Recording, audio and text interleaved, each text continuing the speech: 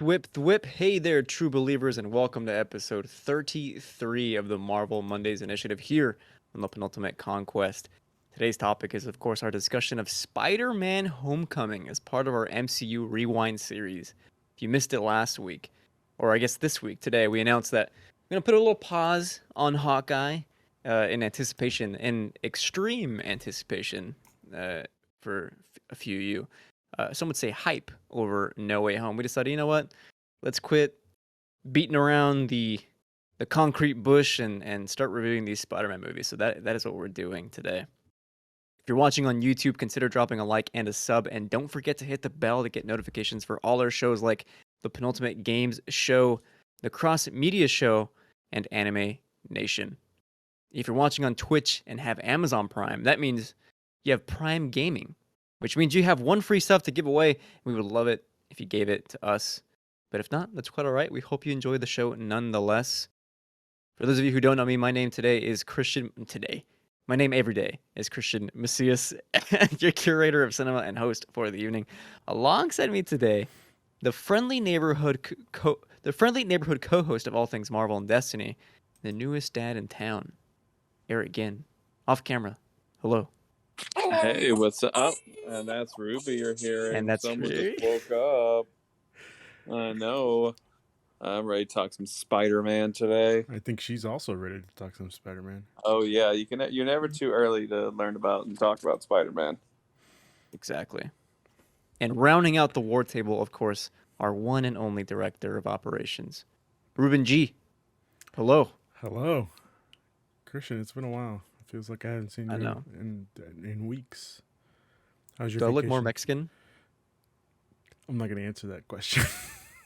Look, I'm a bit more tan. How was your vacation? It was good. It was awesome. Much needed R&R. Took me a long time to realize how to relax, but as I said in the chat, we had a traumatizing experience on the last day we were there, but Yeah. luckily everything was okay. Yeah.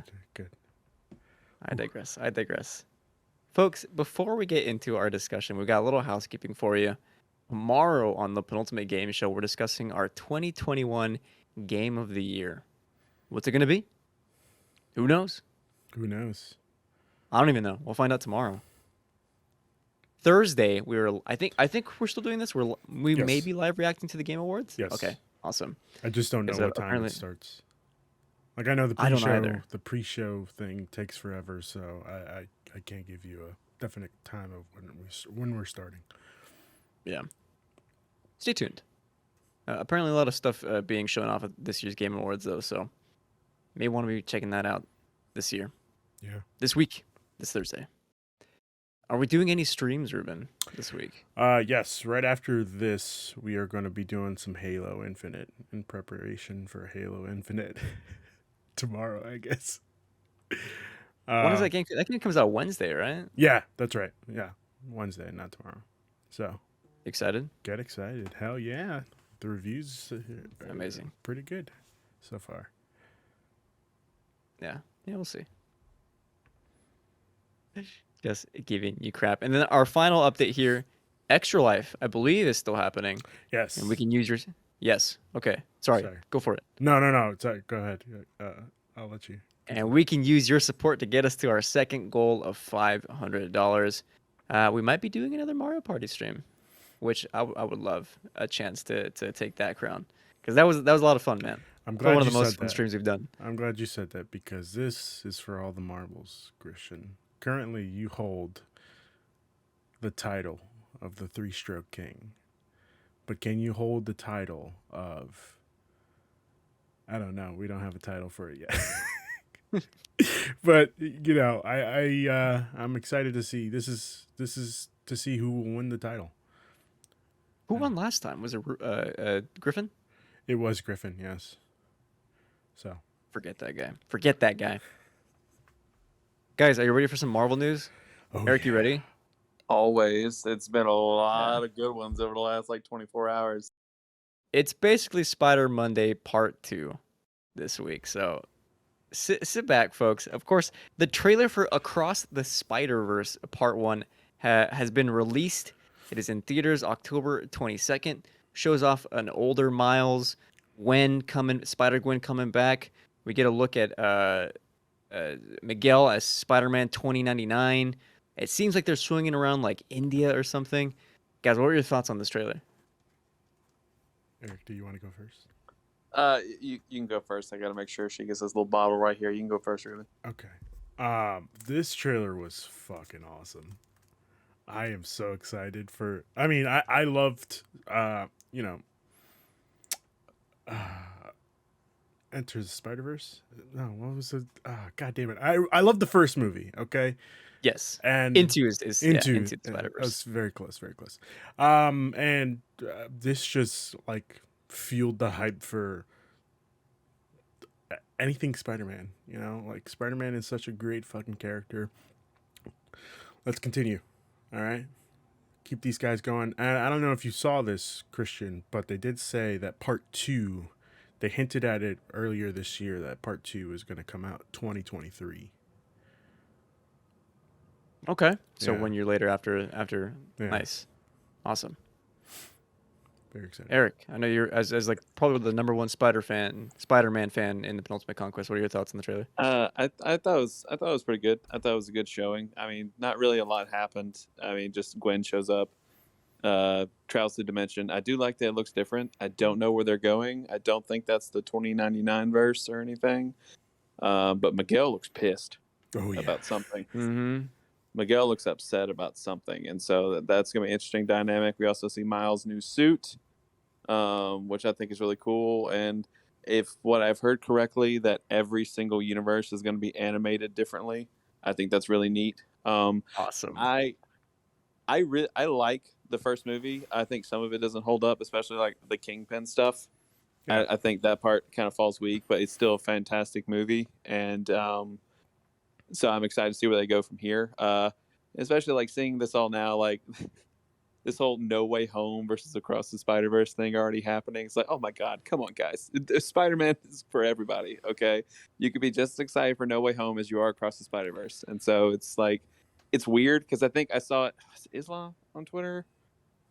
He said like, Yeah, they're the he was talking about this. yeah, like it's the same character. Like, it's weird that people are fighting on one another over this. So it's great. More Spider-Man is a good thing. So because I know they're wanting to do a Spider-Gwen themed movie. So yeah, this is good. More Spider-Man, and I'm happy. Not just more Spider-Man, more Spider-Woman. In this case, Jessica Drew. I don't know if this was confirmed earlier, but I barely saw it on my timeline like this week that Jessica Drew will be playing Spider-Woman in Across the Spider-Verse. So It's that Issa Rae. Jessica Drew is the character. That makes more sense. oh man, that is too funny. That is too funny.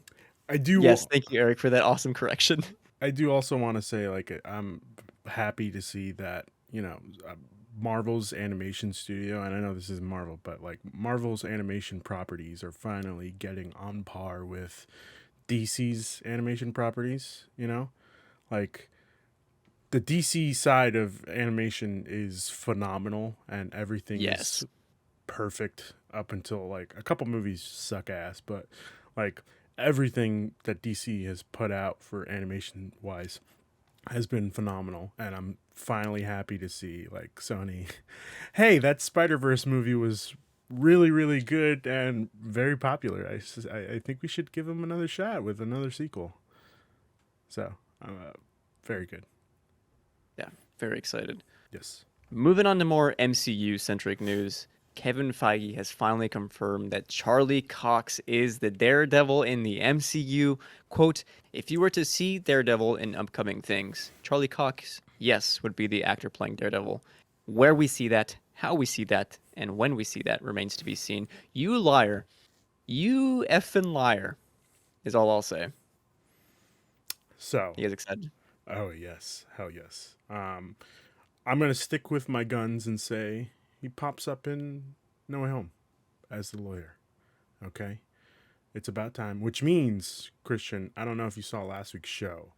I did make a prediction on for Hawkeye that the uncle of what's her name? I already forgot her name. Jesus Christ. Maya.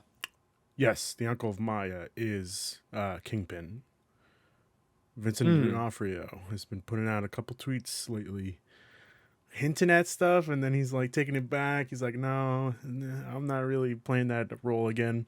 But this only makes sense. Why would they take two actors that have the greatest chemistry and not bring them back together? You know? Yeah. There's also the rumors that the Daredevil character is supposed to be in the She-Hulk show, and also in, I think, in Echo, and then of course we'll be getting a season 4 Yeah. to the titular show, which I'm very stoked about. Oh, I didn't know about that. I didn't know about the season 4. I Interesting. love G, baby. Eric, any thoughts on Daredevil? Tons. We don't have enough time though. We got to get to Spider-Man, but I'll be right yeah, back. Give me a sec. it just shows that Daredevil was the most popular character of all the Netflix shows they did. Like obviously, like Luke Cage, Jessica Jones were beloved as well, but I don't think neither of them got to the hype that Daredevil was. Like, Yeah.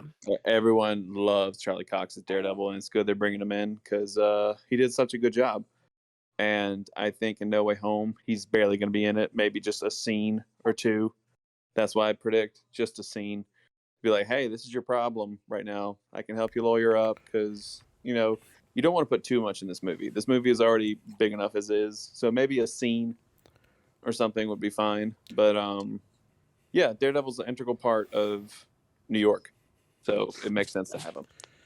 To be clear, I just meant that, yeah, Charlie Cox as Matt shows up, not in costume. Gotcha. Yeah. Yeah. When I say Daredevil, I mean Matt, because Yes. that's one of those things where, like, I don't know, we can get into weird things of like, is the mask, what he wears on the outside versus what he actually is. I don't know, but yeah, I love Daredevil, so I'm excited to see more of him. It'll be Matt and Foggy Nelson just chilling, eating like a hoagie or something. Yeah. I'm totally kidding. We call them Moving on, heroes some more in MC. New York. What's up? I said we call them heroes in New York. Well, Get it? New York isn't always right. No. Oh, that was a good joke. Yes. That was a really good joke. Thank you. It clicked with me. Moving on, Destin Daniel Cretton. Two pieces of news coming from him today. A Shang-Chi sequel is in the works with Cretton returning to direct. Bravo. We, of course, very much loved the first Shang-Chi, so excited to see the sequel. Very good. And then at DDC is developing a new MCU series for Disney Plus, and this is quite interesting because I don't know what it could be. Maybe it's the spin-off at the end of Shang. Well, I guess I don't want to spoil the end of Shang-Chi, so I won't do that then. But or should I? Should we? Should you? Yes, you should. Go for it. Remember at the end of Shang-Chi when Shang's sister is now like the leader of the Empire? Yeah. Is she getting a spin-off show? Is Critton gonna be directing a show like that? You know what I mean? Could be. I completely forgot about that, if I'm being honest with you. I think it will be set in the Shang-Chi universe. That's why they're bringing him in. So Actually call it maybe the Shang-Chi-verse. Make it about Michelle Yeoh, please. I could watch so many episodes with her in it. So just do that. Give me a show with her. Fantastic. I have one more item here before we move on to actual Spider-Man stuff because we mentioned No Way Home. Level with me, guys. Do I have to watch Venom 1 and 2 before No Way Home? Nope. No. Are you sure about that? I'm I don't know. positive. I'm not convinced. Christian, I want you to be as innocent as you possibly can. Don't let those movies taint your soul. As the only person probably in here who has seen Let There Be Carnage, I will say, oh, you saw Let There Be Carnage? Unfortunately, yes. Yeah. You don't need to know anything, Christian. Just know that at the end of Venom 2, I saw the footage. I saw it. Okay, that's all you need to know. That's literally all you need to know. Nothing else really matters. He just licks the screen. It's kind of gross. Y'all are gonna be. What's up? What's up? I was just saying he licks the screen, but that's something Venom would do. Yeah, but it's like you don't even know that guy, you know? Venom does. He says he hates that guy. But he doesn't know that guy. They're in two separate universes up until the end. All I'm saying is you guys are gonna be very much eating your own words when it's Venom showing up to help Spider-Man fight the I lizard and not Andrew Garfield. Ruben's the one on the anti-Venom tirade here. Like, I thought Christian, Venom was fine. I like Venom himself. If he shows up in the movie, cool. I don't think he's going to, but if cool. Christian, mark my words, if that happens, I will Mm. lose my shit, and not in the best way possible, in the worst way possible. I will march up to Kevin Feige and be like, "What the fuck? Why did you do this?" Okay, I'm gonna be legit for a second. Okay, Money. No, I'm not going hater mode. There's a rumor that Andrew Garfield is returning as Spider-Man, not in No Way Home, not in the MCU, but I mean in the MCU, but then we'll get his own spin-off Spider-Man series. He's returning to the Sonyverse to yes, continue being Spider-Man. If that happens, one, I would love it. Two, I will sit down, I will watch Venom 1 and 2, and I will go out and watch Morbius in theaters. no, Mark stop, my words. stop. You don't need to. I, I, I don't think he'd come back unless like they paid him a lot of money because he's almost 40. I think like No Way Home would just be like a nice little homage to what he did, and he's in his real, I don't want to say artsy mode right now, but he's been in a lot of good like Tick Tick Boom, and stuff right now. He's getting, he's been nominated for Oscars. I think he's in his drama phase right now, Wow. where I don't know if he wants to do superhero stuff really to that extent anymore. So 20 minutes in this movie, I think that'll be good enough for him. Andrew Garfield is 38 years old, guys. 38 still looks great. Yeah. I didn't mean to rhyme, but it did. He's a dime. All I'm saying is, before we move on, is it would be great to see the probably the best live action Spider-Man we've ever gotten finally make a comeback. Did he actually say that? Maybe he Oh, did. he Maybe did. He didn't. did say that. He did say that. This is crazy. Oh. I'm gonna be on my BS today. So Um, I think what? I do want to point out, Ro, in the chat, like, listen, Ro, you don't have to watch it. Please don't. Again, it's going to taint your soul. And then when you go up to heaven, Peter's going to be at those doors and he's going to be like, oh, you can go in. But wait, it says, There are worse movies out there than Venom 1 and 2. I should want to preface that. I want to There are way preface worse that movies. that's not true. That's not true. St. Peter's going to look at the list and he's going to be like, you can go. And then he's like, oh, shit. You actually saw Venom 1 and 2, so I'm sorry. We're going to have to close the doors on There you. is no way I'll be denied entrance to heaven because I watched two I don't know. mediocre comic book movies. I would say mediocre is being very, very Generous. polite. Very we need polite to have and a generous. philosophy episode about your definition of heaven, Ruben. I mean, listen, I'm just saying it's Peter Parker as Saint Peter, and he's like, oh, Okay. I need to see the Carnage Twister. I need to see the no, Venom Christian, titties that apparently you makes don't- it. I don't you know. Don't want to watch There any are, of it. yeah, those you are describing things that have actually happened. Yes, so Some symbiote milkers. I don't know. Oh Whatever. We'll see what happens. stop! Guys, it is officially time to talk about Spider-Man: Homecoming. Spider-Man. Premiere. Do a flip. Premiere date of July 7th, 2017. A budget of $175 million with a worldwide box office of $880.16 million. Directed by a good friend of Ruben, Johnny Watts, with a Good old Johnny screenplay Watts. by Jonathan Goldstein, John Francis Daly, which I did not know, and John Watts, of course, getting screenplay credits. As always, we usually begin discussion with our personal theater experiences for Homecoming. This one I do remember. So let's just go around the table. Eric, you first.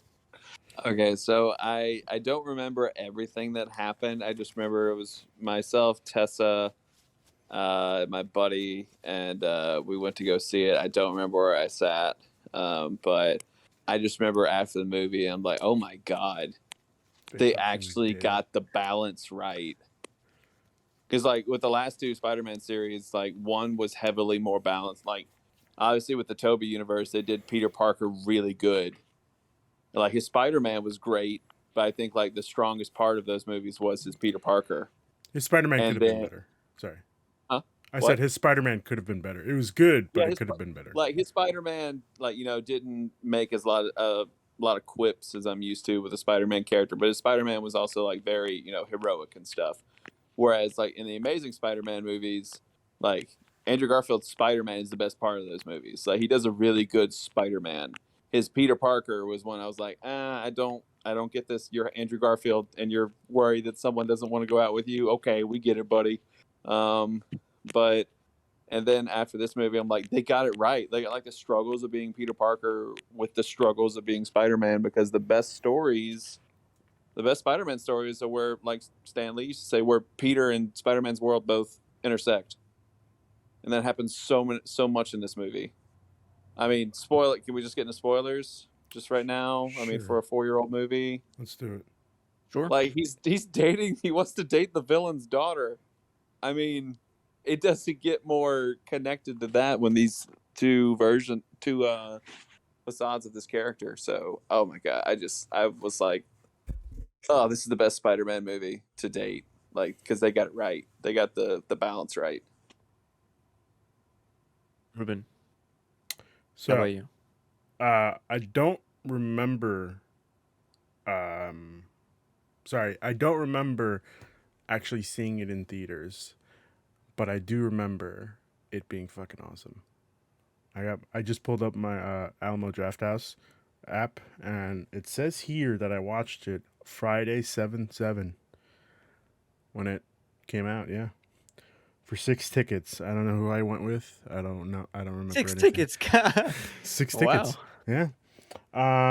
Yeah. 1050 showing. It was a great show. It was a great showing. Great Amazing. time. Great time. Amazing. Ultimate. I watched this, like, this was 2017 was the year I moved to Portland, and I was broke as a joke. I had no job yet. It's probably one of the last movies I saw before I ended up getting Movie Pass. And Oh, I decided to shell out and with some of the spare money that I had and go watch. I needed the treat. It was like I needed a break from the job hunt, and I watched it and I was like, I don't know if I like this or not. I'm gonna be honest. That was my immediate reaction. I watched it again later, like a year later, and I was like, dang, I actually kind of like this movie. And then I watched it again yesterday in preparation for this podcast. And you know what? I've decided this is my least favorite Spider-Man depiction I've ever wow. seen. Ever. Why Okay? is that? Well, we'll talk about it. But it is still a very good movie. You, So you don't get it remind, twisted. I still like the movie. okay. You reminded me of Movie Pass, and then I just went to the website and successfully joined the waitlist to notify. It's coming back. It's coming back, baby. It's coming Why would you back. do that when you have AMC Listen, Stubs, man, you which is don't a much understand. better program? You don't understand. I bought once I started Movie Pass. That was my gateway into movie subscriptions. Well, theater subscriptions, and it was great. Don't get me wrong. It just sucked ass that you had to wait the day of to buy tickets. Like, Oh Like, yeah. don't you only get like 3 movies a month? no, I thought it was 3 movies a Movie week. Pass or AMC?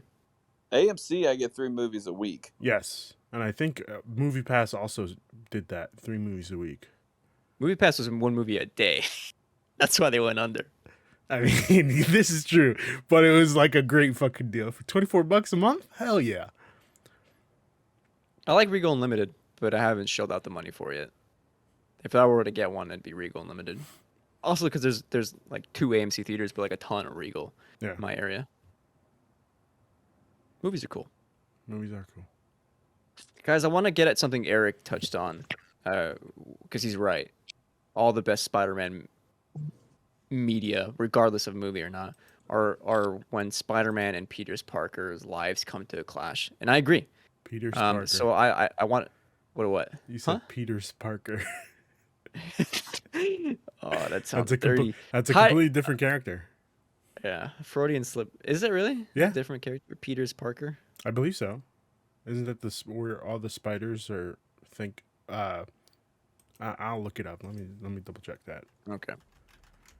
So I wanted to ask how you feel about Spider-Man's first solo film in the MCU. I think Eric was touching at like him feeling like they nailed it.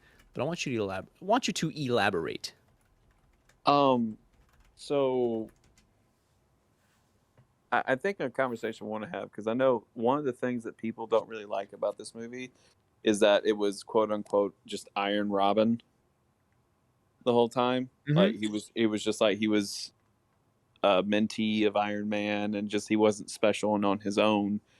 And I think, yeah, sure, that is what happened, but you know, did we really want the same just Spider-Man movie again, where it's like, all right, here we Yes. go, he's by himself doing this stuff? And like, I think different kind of Spider-Man stories, lead to better, can lead to some better narratives. Like, look at 2018, we got completely different we got Miles Morales, and that wasn't a Spider-Man story we're used to seeing, and that turned out wonderful. And like with this one, I feel as though with Amazing Spider-Man, we just had like Spider-Man 3 a few years ago, and now we're back into the great power comes great responsibility thing, although they didn't say it like that. It's like, okay, all right, we're doing it again. And I feel as though them going different from that, where he's really young, like, not, okay, I'm going to college or graduating high school. Like, I'm a sophomore in high school. I don't know what the hell I'm Right. doing. I just started being Spider-Man 6 months ago. And it's one of those things where in this universe, you're telling me that Tony's not, like, these guys are not going to know about someone swinging around and stuff like that. And I think it was good to have a father figure, because I know that, Uncle Ben is gone and someone to help him. And, we get the great scene where it's just like, if you're nothing without this suit, then you shouldn't have it. Because that is the crux of what Spider-Man, he's a good person. Like, he does what's right. It's not because of his fancy gadgets or something. It was, you're Spider-Man. Like, you have the power, but you also have to use this responsibility. And so I'm talking too much about this right now. But yeah, I think different Spider-Man stories can be better than just the same old, same old. That's true. Good point. Ruben, Spider-Man's first solo film in the MCU. I think it works perfectly, especially how we got introduced to Spider-Man, uh, which we just reviewed, actually, Civil War. It's just weird. Jesus Christ, it feels like an eternity ago. It makes sense. This is, like Eric said, this is a young kid that's sophomore year in high school, freshman. Yeah, sophomore year Yeah, in high school. sophomore. Come on, he needs somebody to teach him how to be the hero that he wants to be. It just, for me, it made perfect sense, and everything. I always see that scene where they're in the beginning of the movie where they're coming back from um, Germany, and Tony gets the door, and he's like, "This isn't a hug. I'm just opening the door for you." That scene hits so hard because of something I saw before, like a really long time ago, where they were like, that was probably the first time Peter ever got a hug from a male figure in his life after Uncle Ben. And I was just like, fuck, it hits so goddamn hard. And it's going to be great because we're going to get Uncle Ben in this movie, and it's just going to be. I want you to be right. The Just emotions are because just why going to not? be great. Just to clarify, I was wrong. It's not Peter's Parker. It's Spider's Man, where there are a bunch of spiders that think that they're Peter Parker. It's actually I had no idea about this. It's actually really gross. So That sounds disgusting. Yeah. You guys make some good points, though. Like, legit. I do think this is probably, like, a really strong way to introduce Spider-Man in the MCU in ways we've never seen before, and in ways that can be, like, very fun and entertaining to see, like, a beloved character interact with other beloved characters. Obviously, like, Happy Hogan. That's, like, one of, like, the favorite, like, it's a great relationship. To have the introduction of Ned, that's, like, awesome. To see him and, like, Iron Man talk.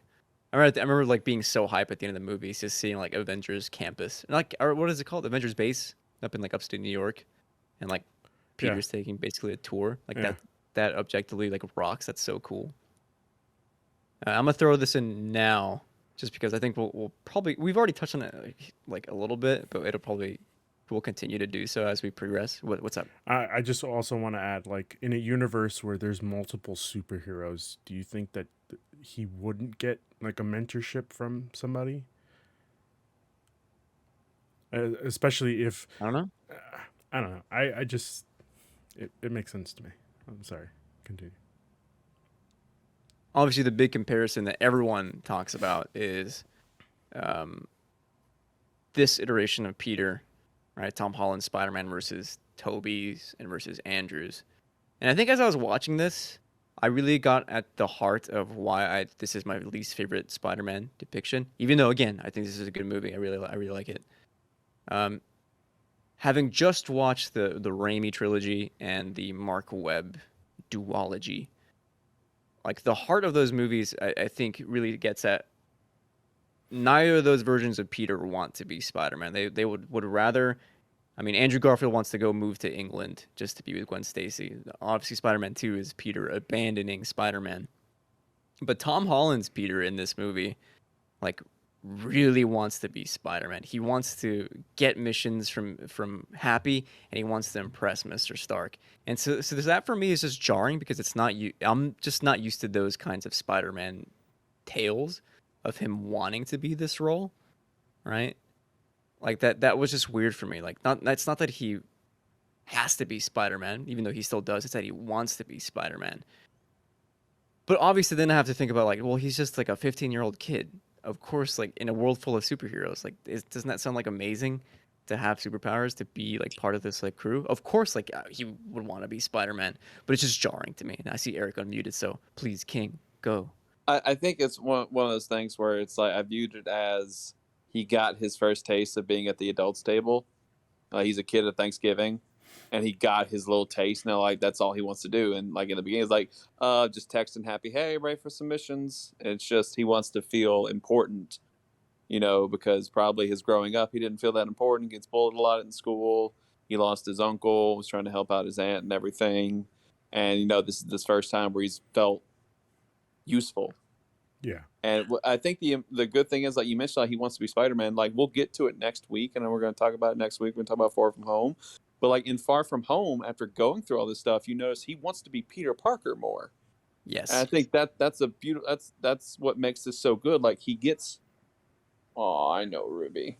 He gets through all this. He gets through all this stuff right now, where he wants to really, really be Spider-Man, and then he goes through the traumatic event.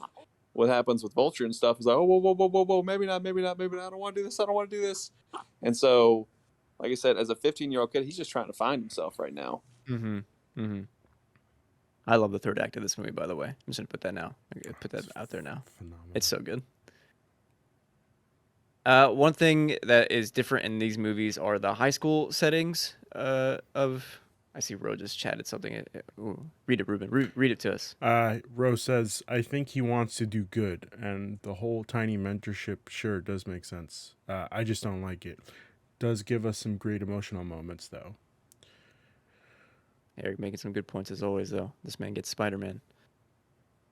One thing that's different here that I actually really liked is the high school setting, because it feels very much like an awkward high school, but it's also like Midtown High that's like very sciency, Yeah. and like you can tell it's a school for smart kids, which is what I'm used to in like kind of the Spider-Man stuff. So I loved the high school setting here. I also do want to point out that the best part of the high school setting is him making the web fluid like during chemistry and just like closing it. I thought it was gonna when I first saw it, I thought it was gonna explode like outward, and then he just closes it, and I was like, oh, that would have been cool if it did. That is what I want more of. I want to see him tinkering with his own gadgets. But we do get that when he asks Ned to like hack into the suit and Right. do his own stuff. So that was cool. Speaking of Ned, I love the dynamic between Peter and Ned in this movie. Like it's awesome. I need to get the cast out because I don't remember the actor who plays Ned, but he's like one of my favorite characters in the Spider-Man MCU movies. I think it's Jacob Batalon or something like that. I believe so. Oops, I was Edward Leeds. No, that's doesn't sound like him. That's the fictional character's name. I don't want to make that mistake again. Eric is right. Jacob Batalon. Yeah, great actor. What are you doing in here? There's a dance going on. No, sorry. I'm just looking at porn. Oh. What? No, I was fiddling with the doc. I thought you were talking about that. No. Okay. Obviously a big change is Aunt May being a much. I mean, Marissa Tomei is a bit older, but Marissa Tomei is hot. Yeah, Right. let's just go ahead and get it out of the way. Let's just do it. Aunt May's hot. Let's do it. I don't like this version of Aunt May. Oh, I'm so sorry, Christian. I'm so sorry. Just get with the times, you know? My thing is that like she just has nothing to do other than be hot. She does get like some stuff later where she's giving Peter some good advice. And I like her she's role. worried. Yeah. Yeah, she's worried.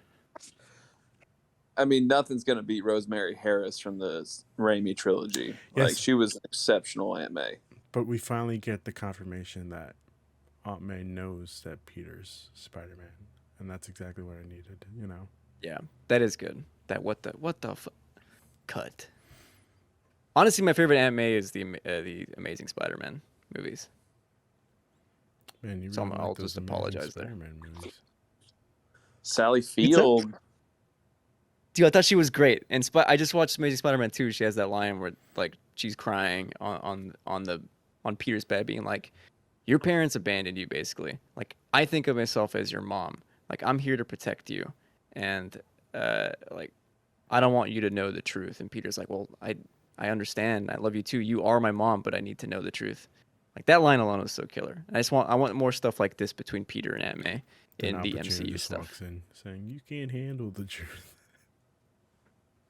You can, although Marissa Tomei teaching Peter how to dance and how to tie a Windsor knot. Perfect. Fantastic scene. Perfect. Yeah. Thank you, Ro. I love you. I love you back. We've gone on a bit long without really discussing one of the biggest characters in this movie, which is of course Michael Keaton as Mason Toombs, aka Vulture. And spoilers, he may be one of the best MCU villains we've ever gotten. Am I right? You might Eric? be right. Some would say the best so far. Wow. That's crazy. Better than Thanos? Oh, so far. Oh, well, we so haven't far. gotten Thanos. We haven't gotten Thanos Yeah, yet. yeah. So. I apologize.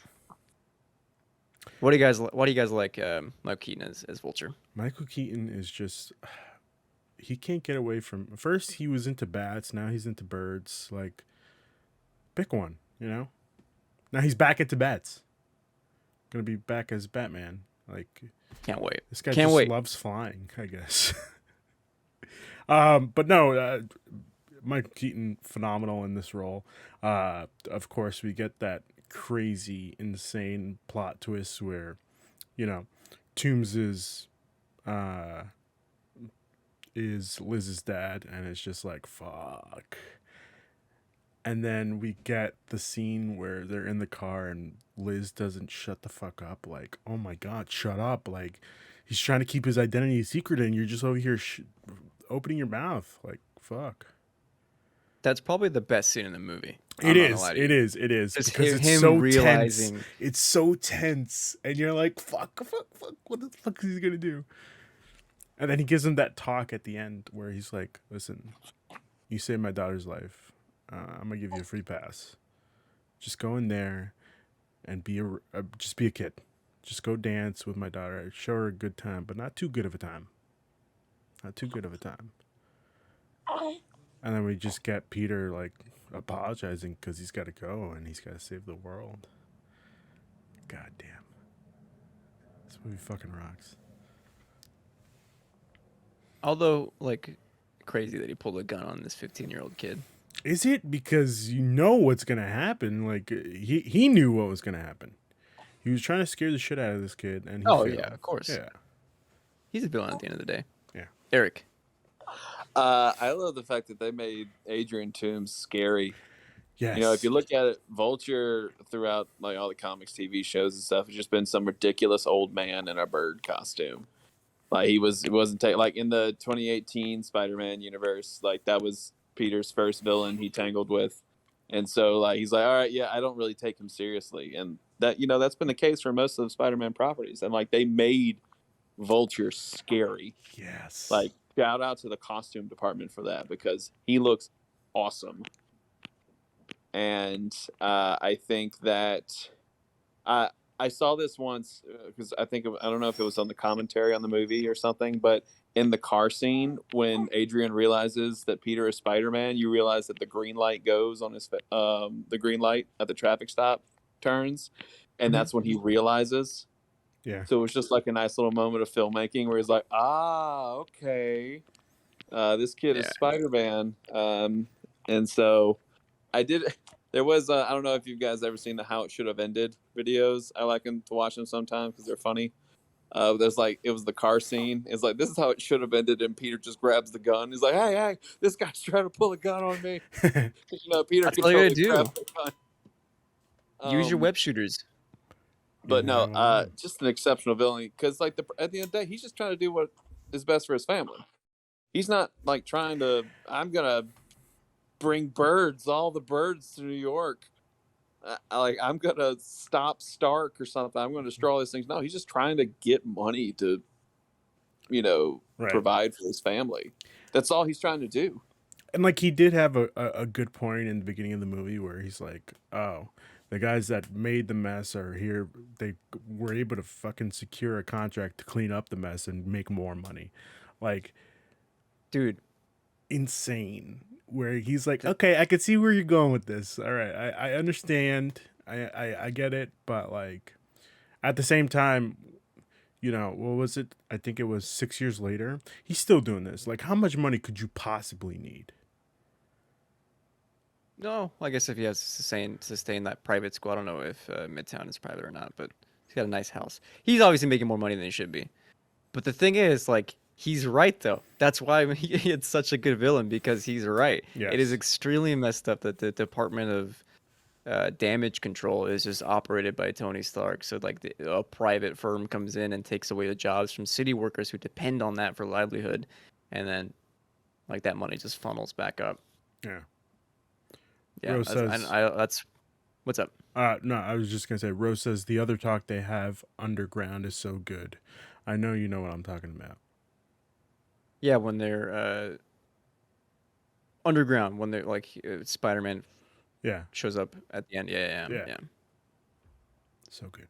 Also, Eric, you call him Adrian Toomes, which is His like name. the Vulture's actual name. Is his name not Mason in this movie? Do they not call him Mason? I could No, have sworn they call him there's Mason in the movie. Mason. I think it's one of the side characters' name is Mason. It's The Tinkerer. is the Tinkerer. Yeah. Yeah. Oh my God, I can't. Derek Mason, I think is his name. I'm Yeah. I'm having a brain fart, but Gotcha. yeah, that's one of those characters. In that case, I apologize for getting yet another name wrong in this podcast. Please be nice to me. It's okay. You bring up a good point though that I don't know why they decided who Kevin Feige. Why would you let them put 8 years later in this movie? I remember that because I was like, wait a minute, 2020. Because I think they've gone out and said, yeah, that was just a mess up on our part. Yeah. We messed up on that one. Yeah. Anyway, moving on.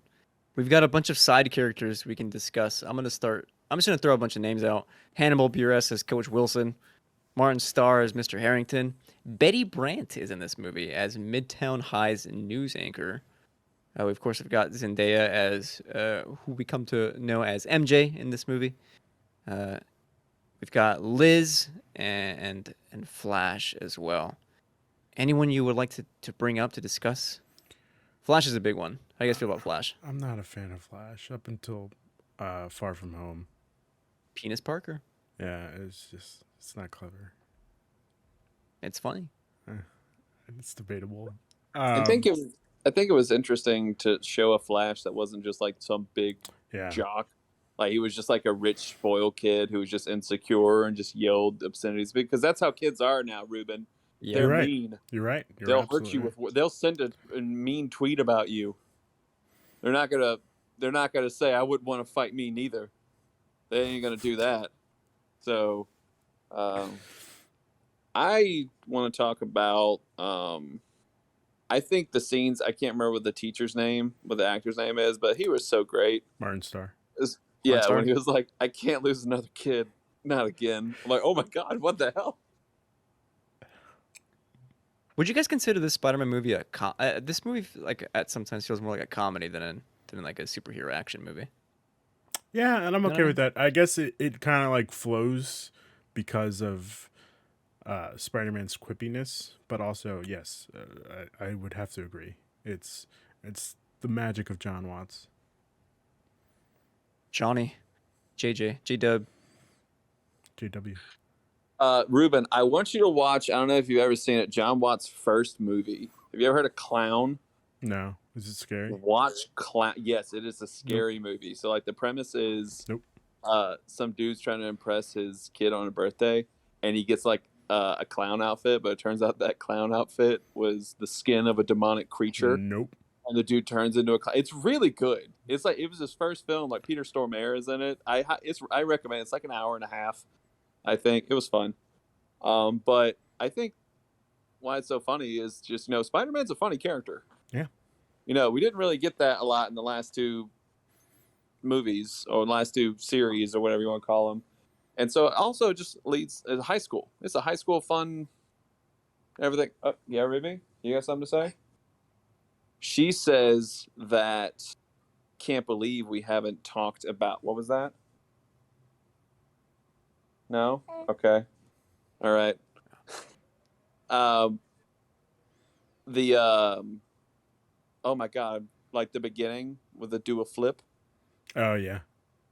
Just him doing neighborhood stuff was just great and saying, I just got a churro. Yeah, that is a great scene. I actually forgot that he does more actual stuff.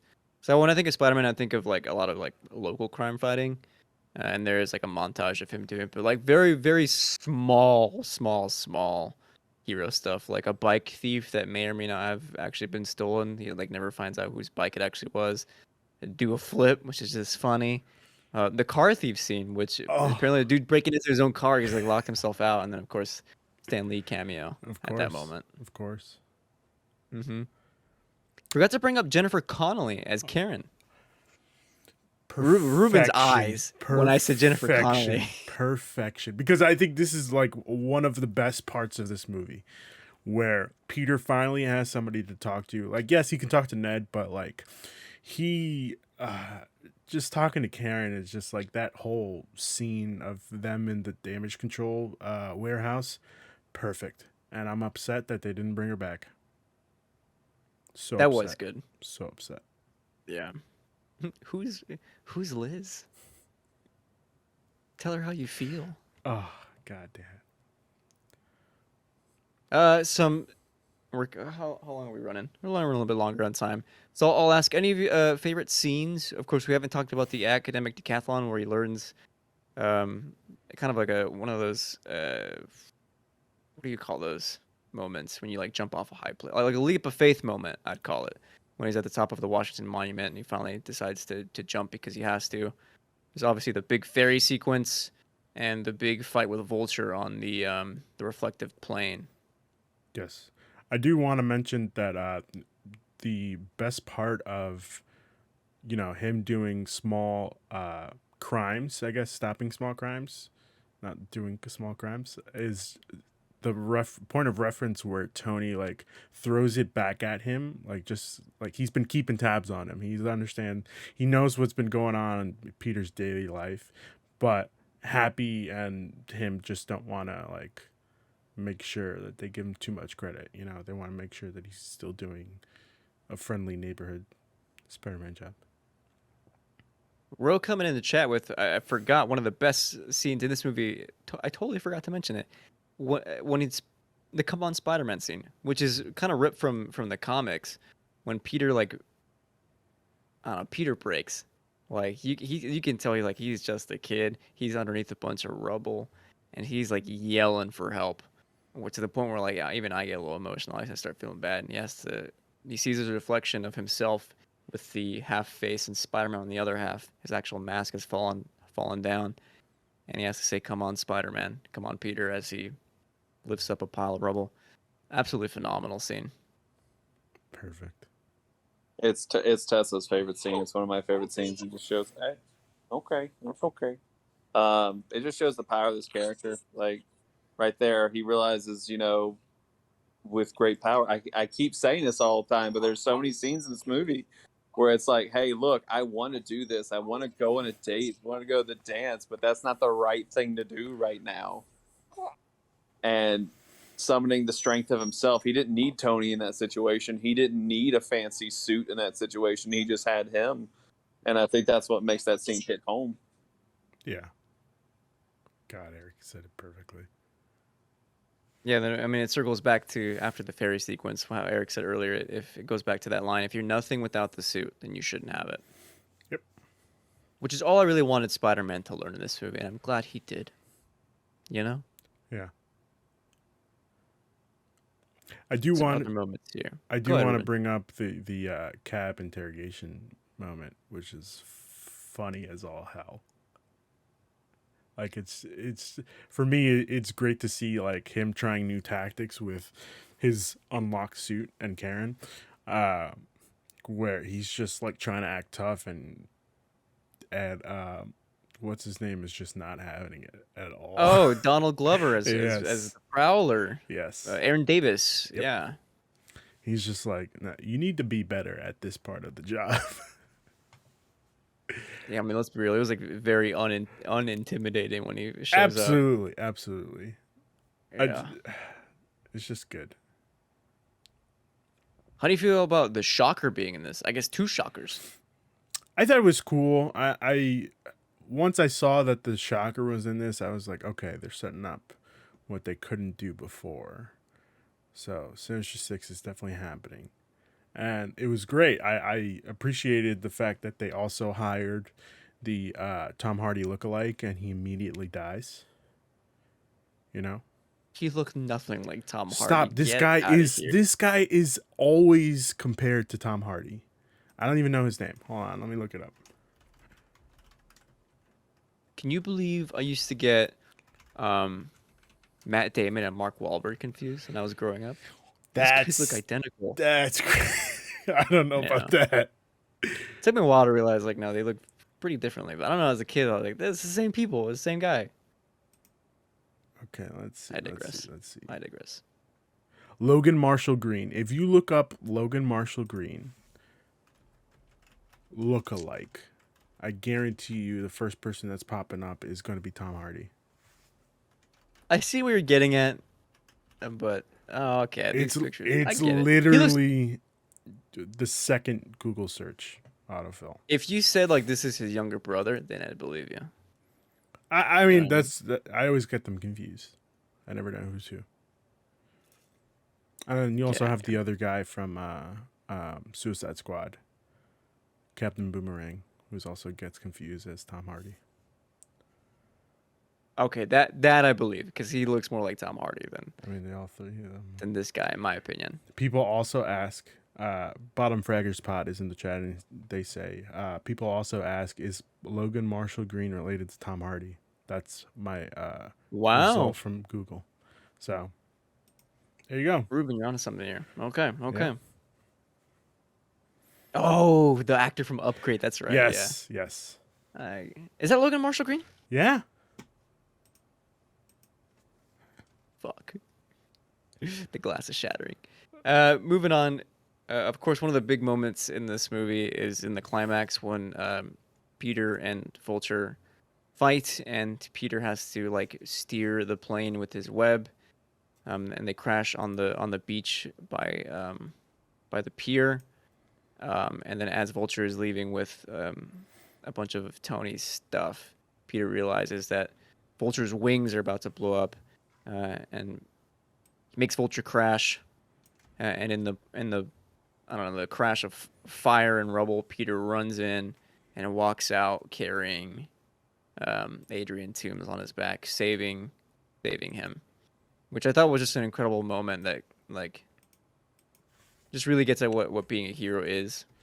Even if he is the bad guy, like you still have to save them from themselves at the end of the day.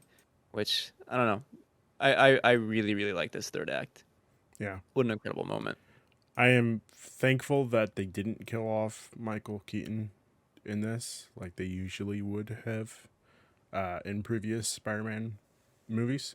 Just because maybe bring him back for something else. You know, we're getting Spider-Man 4, 5, and 6 pretty soon. And by pretty soon, I mean in the far, far future. So, you know, we can see. We definitely see something happening between them at the end of this movie. Him and Venom. Matt I think it Gargan. was Scorpion. Yeah, that's what I meant. Sorry. Matt Gargan and Adrian Toomes at the end of You this. know how I know it was Scorpion? Yeah. You know how I know? Guess how I knew? How do It you was know? Scorpion. He had a big scorpion tattoo. Okay. Yeah, in case everyone missed it. Anything else, guys? Peter turning down an Avenger, Liz moving to Oregon, which was a big pop in my theater specifically because obviously I'm in Oregon. Everyone was like, "Whoa, whoa!" Peter And then turning the post-credit scenes. Peter turning down an Avenger was kind of upsetting, but like I get it. Like he just wants to be a friendly neighborhood Spider-Man. I would have liked to have seen, you know, Wanda and Vision pop in, just like a cool cameo, just to see how the characters. Like in my head, I've started doing this thing where I think everything is in the same not in the same universe, but like I was watching I'm sorry, this is a very way off tangent, but I'm going to keep going. I started watching the you know, those old Christmas specials that they play on ABC Family or Freeform. Yeah, of course. Yeah. Sure. I started asking I think of everything as in the same universe now. So like are they in the same universe as each other? Do they share a universe? And it's a gift and a curse, Christian. A gift and a curse. I started saying the other day, hey, you know who should do a sequel to something that they did? Get Lin-Manuel Miranda to do a sequel to Hamilton. You know what to do? Washington. Do Washington. Do Benedict. I was gonna say Cumberbatch. Do Benedict Arnold. Do a bunch of these. You know, and ideas are just going out of my head. All because of the MCU. God damn you. It's a gift and a curse. I respect you for somehow bringing in a potential Hamilton sequel into this discussion of Spider-Man. How we got there? Who I knows? don't know. But I don't know. I'll put some respect on you for sure. Why not? You know what? I don't know. I guess it's gonna lead us into our rankings. Ooh. So Actually, you know, final thoughts on Spider-Man before we close out. Start closing out. So we haven't decided to talk about the Captain America shorts. Oh my God. Perfect. Absolutely Patience. perfect. So, you got the I don't tension. know. This guy's like a war criminal now or something. I love that line. It was funny. So That good. is good. But final thoughts. I think this film just shows how special of a character Spider-Man is. Like truly, like he is the everyman. Like he has a math test, he has homework, and then he wants to get a date, but somebody's doing something bad. And I think that. Oh, you good? Oh, there's some spit up. Okay, you're good. And I think this was a good Spider-Man for the MCU. Obviously, for a lot of people, yes. I don't think this was a good Spider-Man. Just like, well, they're so used to a certain type of Spider-Man, but like for this universe, I think it's perfect. Because you know, like later, Infinity War, he's riding on the school bus, and like he just shows up helping Iron Man. It's like that's exactly what it would be like in Marvel Comics. Spider-Man's just going to show up and help, and that's what he does. He does the right thing. And this movie gets that perfectly. Even if it messes him up, he does the right thing every time. Yeah. So, yay, Spider-Man. incredible comment from Eric, by the way. Like I really love the way he said it. This was a great Spider-Man for the MCU. Perspective. Eric really grounded me today in this discussion. Ruben, final thoughts on Spider-Man: Homecoming.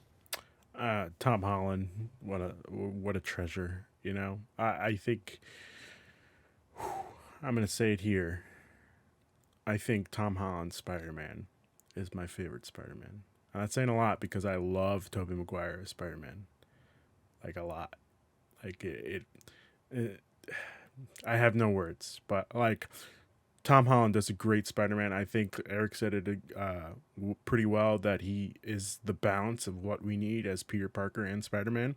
He's very quippy as Spider-Man, but he's also kind of a nerd as Peter Parker, and it's just great to see them get it so right. Thank you, Kevin Feige. I appreciate it. You want to know who my actual favorite Spider-Man is? Who? Yuri Lowenthal. Hell in yeah, Insomniac baby. Fuck Spider-Man. yeah, baby. Hell yeah. That might be my favorite depiction of Spider-Man I've ever seen. Is it before or after the facial change? Before, Yeah. I actually ended up growing in the new Same here. change. Same here, but But It's my I'm not the favorite old one. depiction of Spider-Man as well. So You can't see it, Eric, but I'm high-fiving you. Maybe you yeah, can. High five, Ruby. I yeah, have to say, she's Ruben. she's thrashing around right now. But yeah, but her arm just went up. Okay. Poor Ruben. He's like, oh. I said Ruby. It's okay. It's All right. You doing Stanley? My final thoughts. Spider-Man: Homecoming. Good movie. Stanley. And the Spider-Man movie gets better. Oh whoa! Spoilers to next week. Oh, who knows? I do Who like Far From Home knows? a lot. Who knows? This is my because I liked Mysterio too. this is my third favorite Spider-Man movie. So Honestly, Mysterio is probably one of my favorite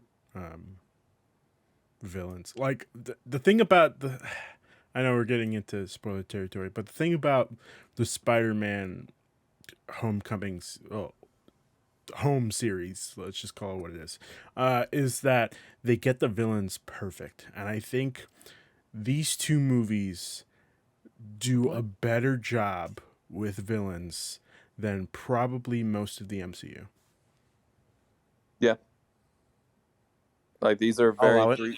three-dimensional characters. Is what these Yes. villains are. Like, Like the only other two I can think of, or well, three. You got Thanos, Killmonger, and Loki. yeah, Like those are the other three-dimensional villains, and like these are up there. but you get Put some respect on Wenwu. this is true.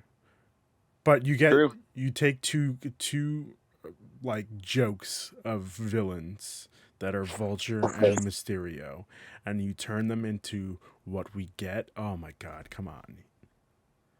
Perfect. Perfect. That's Have a you very played good Spider-Man: point, Shattered Ruben. Dimensions, Ruben? I have not. You should play that. Good Like game. Mysterio's the bad guy in that one. He's really good. Okay. Actually, that's not true. I forget which one's the one I played. I forget. I get confused with. I think we Shattered talked Dimensions about this. and the I other think it one. was Edge of Time is what you played. No. I think it was Shattered Dimensions, where you play as Spider-Man Noir, and then Okay, yeah, 2099. Yeah. The actual. Oh god, that game is so good. it really is. I'm gonna have to get Shout it. out to the Ultimate Spider-Man game as well, which I also really liked. Oh my God, Christian, fuck yes.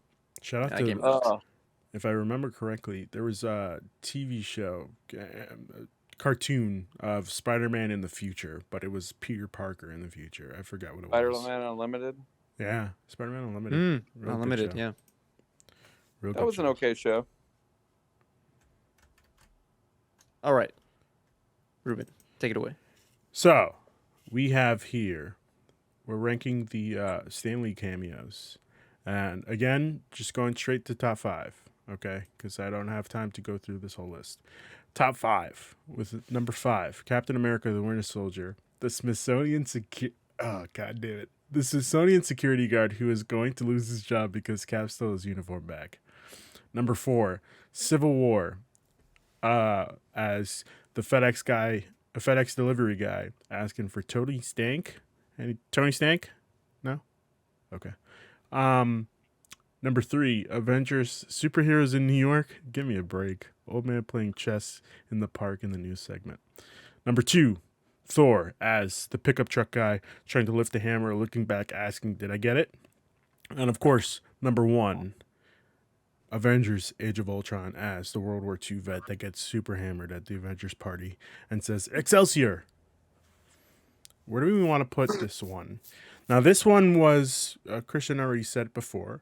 This one was, shit, I already forgot it. Oh, yeah, the car thief scene where he's just talking to, I don't remember specifics, but he's yelling at Peter for making so much noise. And He was like, "Don't make me come down there, you punk." yeah. He has a second line when the old The woman old- across the yeah. street. Yeah. How are you? How's your mother? Oh Yeah. man, so good. So good. There's a conversation here to be had about this being possibly in the top 5. Am I right? Absolutely. I think for me, this is number 2. Wow. I think like him, like it's just funny. Like he's calling his favorite creation he's ever made. Like, "Don't punk. make me come down there, you punk." And then just following it up with like, "How's your mother?" I'm like, "Oh, look at Stan Lee trying to." Get his freak on. Yeah. Is that what it is? Okay. Ruben. Yeah, I would have to agree with Eric. Like I would probably say that it's probably number 1 for me. But I know people love World War II vet that gets super hammered at the Avengers party. Looks like I'll have to give in and do whatever you. I personally couldn't put it above the Thor cameo. I think that one's too goated for me. Asking, did I get it? Like, that's just too funny. It's also pretty perfect. But Eric coming in with the perspective that, yeah, him commenting on, like, because Stanley loves Spider-Man. We all do. What an amazing character he created. And he's just saying, "Don't make me come down there." Amazing. Absolutely. I'll put it wherever you guys want, right? Eric, what do you think? Number 2? I mean, Ruby has strong thoughts about number 2. So, Okay. So I guess we're putting it at number 2. well, okay. So we had a 1, a 2, and a 3. Yeah. Yeah. Okay. So Just like a Tootsie Pop. What? I'm going to make the executive decision and put it as number 2. Which There we have it. means- Hold on, I got it right here. Just give me a sec. It's time for Daddy's segment, Ruby. It's time for Daddy's segment. I I would love to see know. your segment. Oh, not Jesus not in Christ. front of my daughter. I'm in front of my daughter right now, Kristen. Jeez. We have a new top 5 with Civil War coming in at number 5. Number 4 is The Avengers. Number 3, Thor. Number 2, Spider-Man Homecoming. And number 1, Avengers Age of Ultron. Boom. There it is. Amazing.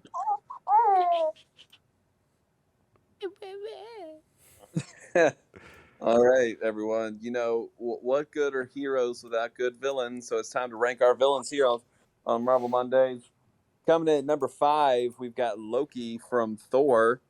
Number 4, we have Loki from the Avengers. Number 3, we have the Winter Soldier from Captain America: The Winter Soldier.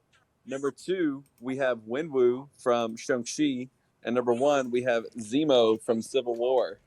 So, Ruben, where's the Vulture landing for you? Vulture is landing at number 1 for me. Are you Wow. kidding me? Are you kidding me? There's no way Eric doesn't place this also at number 1. So it's difficult. So another conversation we had with Zemo, like what makes him so good is that he won.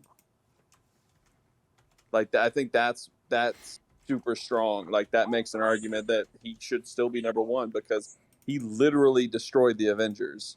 Like without that, maybe we're more prepared for Thanos.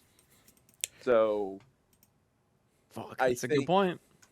I think that for me, if I have to look between Wenwu and hold on one second. Y'all just fill some time. Okay. Christian, where are you Oof.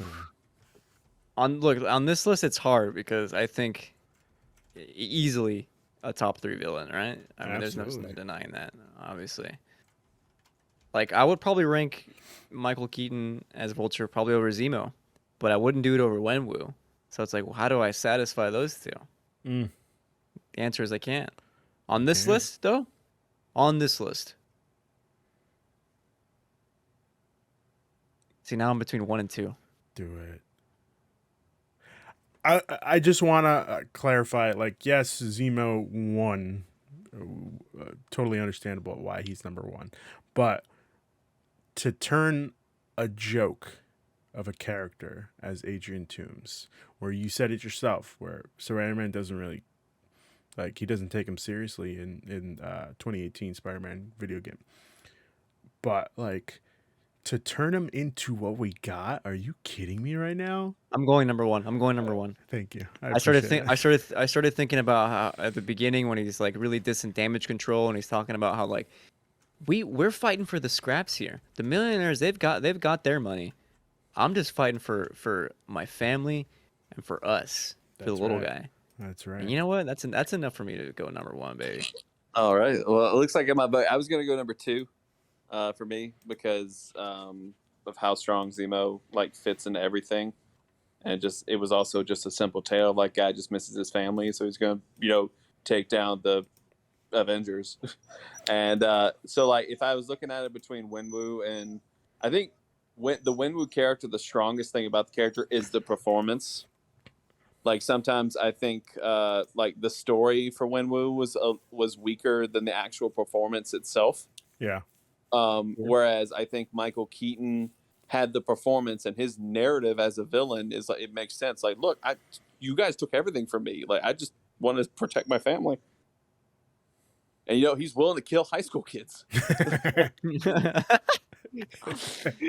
Uh, So I'm totally okay with Vulture being the new number 1. I'm totally fine with that. I just thought I'd share my piece at why I still think Zemo deserves to be still number 1, but Vulture at number 1, I'm totally okay with. and Vulture number 1 it is. Jesus Christ, what a Enjoy list. it and enjoy it while we wait for Black Panther is all I'll say. You know what I mean?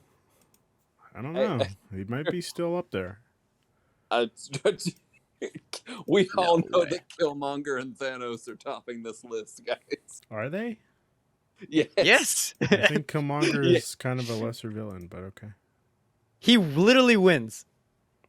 Does he? Thanos and Killmonger win. Yes. Does he though? He dies, but he wins. Yeah, like Is that really a win? got Wakanda to change their philosophy, Ruben. I guess. I don't know. I just he just skeeves me out with the freaking things on his. Anyway, I'm sorry. Plus Michael B. Jordan, sexy as all hell. Sure. Sure. Which leads I guess us it leads to, us to my segment, right? That's right. Let's rank these movies, baby. Let's rank the Marvel movies so far. Of course, we've done some skipping around here in Phase 3 and just Phase 4 now as well. So not every single movie is represented here. But nonetheless, let's review the ones that we have seen. I'll do the top 5, starting with number 5, The Avengers. Number 4, Guardians of the Galaxy. Number 3, Shang-Chi and the Legend of the Ten Rings. Number 2, Captain America the Winter Soldier. And number 1, Captain America Civil War. And now I will shut up.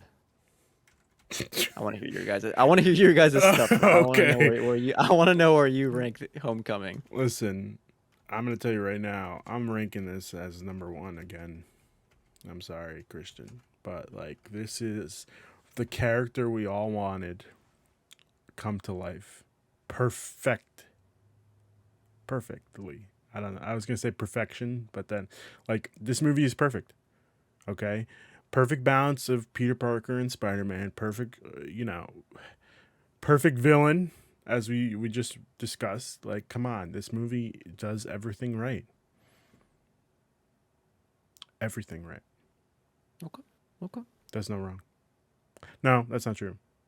I wish we would have gotten Aunt May to say, remember what Uncle Ben always used to say, with great power comes great responsibility. That would have been perfect. I would have loved it. I would have loved it. But Derek. Enlighten us. I gotta go number 3 right now. Wow. I like I'm looking at my actual MCU list on Letterboxd right now. I love this movie. I just Winter Soldier and Civil War are just master classes. Like I cannot think of anything wrong with Winter Soldier, and it's very hard to find stuff wrong with Civil War. And then like Spider-Man, this is a great. It's like the problem where it's just like you have two teams going at it. One's got to lose. Okay, someone's got to lose. That doesn't mean it's bad, but like someone has to be the lesser here. And I just think that those two Captain America movies are just triple S tier. Okay. And I think Homecoming is double S tier for me right now. But yeah, I got to go number 3. Looking at this list for me, there's no way I'm going to convince you guys that this belongs in the number 9 spot. So I'm just going to be quiet and let Eric and Ruben talk this out on where it needs to go. Listen, Eric, while I appreciate you putting this on at least top 5, I have to say that Spider-Man Homecoming definitely tops Shang-Chi in the sense of, like, yes, Shang-Chi, don't get me wrong, was a great movie. We loved it. We all 3 of us loved it. I just feel like there were some parts to that movie where it could have been better. Like, it could have been a little more, like the whole his mom coming from another, what was it, alternate universe, whatever. Like, yeah, that's cool, but like, we got Spider-Man in the MCU, Eric. We got a great Spider-Man. There's only 2 people that have done it so far: Tom Holland and Tobey Maguire. Everybody else, I'm sorry, Andrew Garfield. Andrew Probably the Garfield, best live action Spider-Man. Probably. That's debatable. Probably. That's debatable, but I'll give you that. He's probably the best. It's debatable, but he's probably the best live action Spider-Man. But like, Captain America, the Winter Soldier, yes, was great. Don't get me wrong. That scene in the elevator, fucking amazing. But we also get the scene where Peter is dealing with some thugs trying to rob a bank that are wearing fucking Avengers masks. And he's like, hey, you guys are the Avengers. Come on, Eric. Are you kidding me right now? Well, here's the thing. Right after that, he gets the deli across the street blown up, and he feels bad about it. And then it's never brought up ever again. It's not his fault. It's not his fault. It is his fault. It's not his fault. It is his fault. He's dealing with alien technology. He never reflects on it ever again. That dealing character with is alien just totally technology. abandoned. He's dealing with alien technology. You can't fault this man. Okay. I think the thing with this is, like, going before this movie, Spider-Man was already a beloved character. Okay, there's no denying that Spider-Man is still the most beloved superhero character ever. Like, there's no denying that. They actually, like, they took Captain America, a character that wasn't, that very beloved, and like he's the heart of the MCU. Like, everyone, like, Tony Stark may be the MVP, but Captain America is what kept everyone grounded. And the fact that you have this person who's supposed to represent America, I mean, he goes against the government all the time. It's like, look, like, you guys say, like, you want to take out people. This is fear. You can't do this. And like, this is a man who was like paraded around with propaganda in World War II to be like, hey, I'm the face of America. And he's telling America to its face, you're doing it wrong. I know. Government was bad. The government was bad in Winter Soldier. Yes, it was. And then in Civil War, you have a case of Until Eternals is our most cerebral film. Like, who has the moral high ground here? Because we don't know. We do because know. It's Cap. Is it to keep people safe, or is it to make people like have their own liberties? And I know. I'm with you, Eric. I'm with you to the end of the line. And I think that's what makes it a stronger film. Like, obviously, this is a great Spider-Man story. Like, but I think it doesn't get to a point where it's kind of different until Far From Home. he doesn't want to be Spider-Man really right now, and he's in high school, and it's okay. It's okay. I think that's It's where you're wrong. He definitely does. He literally says, "I'm about to drop out of high school just to become an Avenger," Yeah. which is something I never would have thought I heard coming out of Peter Parker's mouth. But it's something that he deals with, and then when he realizes at the end, where like he's good. Maybe he wants to stick to the ground. Maybe he wants to be the friendly neighborhood guy. So I'm not saying you're right. I can't top Civil War, and I could probably top Captain America, Winter Soldier, but maybe not. That's pushing it. But I could definitely top Shang-Chi. Okay, so I'm gonna stick with the Hey, three. Ruben, this is a family show, man. Be careful there. I got my daughter right here. That took me a second for it to click. I'm gonna stick with at least a number 3 spot. Are you okay with that? I'm fine with that. That's fine. Okay, Christian, Hey, don't ask me. I'm along for the ride. which means But I would say yeah, number 3. it's finally here, gentlemen. Here's your new top 10, everyone. Number 10, Avengers Age of Ultron. Number 9, The Eternals. Number 8, Ant-Man. Number 7, Captain America, the First Avenger. Number 6, The Avengers. Number 5, Guardians of the Galaxy. Number 4, Shang-Chi, The Legend of the Ten Rings. Number 3, Thwip Thwip, It's Spider-Man Homecoming. Number 2, Captain America, The Winter Soldier. And number 1, Captain America, Civil War. Going to be insane next week when we review Spider-Man Far From Home and see how this list shakes up. Could it possibly Otherwise- be the MCU's greatest movie of all time?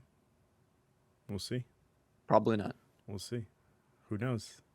Who knows, though? And then No Way Home comes in and it's like, whoa, let me swing my big web. And I digress. Fucking mind blown. Is it time for plugs? What are we doing here? I forget. It's been a minute since I podcasted. It is time for plugs. Christian, where can people find you? You can follow me on Twitter at IsoChristian. I just posted a new thing today. I've created a digital portfolio using Wix. You can see all my work there, including my movie podcast that I do weekly called Large Popcorn. None other than Tessa Ginn joins the show tomorrow for our review of Tick Tick Boom. Wow. Andrew Garfield. Amazing. I do a weekly gaming podcast called Podcast PXN, but I'm not on the show this Wednesday because I will be traveling live to the Game Awards. Jealous. What is life? Super jealous. What is life? So And jealous. yes, I think that is about it. Okay. Cool. Eric, where can people find you? Oh, Oh, go ahead, Christian.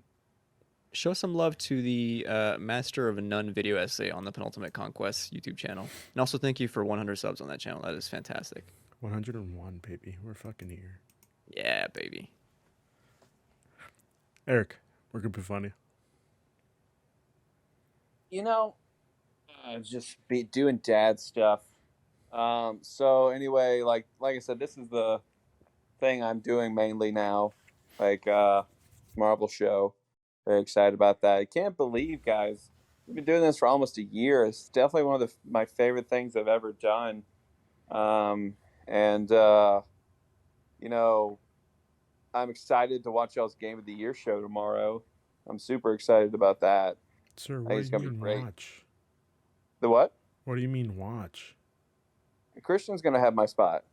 Oh, Is that decided? Is that true? I mean, Oh. we could have 6 people. That's fine. Oh, Brings okay. the We'll numbers talk up. logistics. Okay. Oh man, it's awkward now. So yeah, yeah, this is mainly what I'm doing. I'm trying to get something fun together. Maybe a fun collaboration. We'll see if it works out in terms of Marvel stuff here. But we'll see how it goes. That's Okay. all I got. Oh, Eric Segan on Twitter. Yay. Want to give a shout out to Eric, who's done an ultimate job doing the Marvel content for the Penultimate Conquest Twitter. Yes. Some great stuff that way. Absolutely. I just got the notification like before the show about he tweeted out the Daredevil news yesterday, had put me at it, and I was like, oh, I saw this already, but yeah, I'm very excited. Very excited. You can find me here in about 30 minutes playing some Halo with some of the guys. It's gonna be a great time. Great time. We will have to figure out when we are doing this Mario Party stream. So we'll see what happens then. I'll probably get with Christian to see if he's free Friday the 17th. I know that's a hectic day and a half with homecoming, but we'll see. We'll see what happens. We'll see what happens. With that being said, I think it's time to end the show, guys. Anything else we have to say before we close out? Excelsior.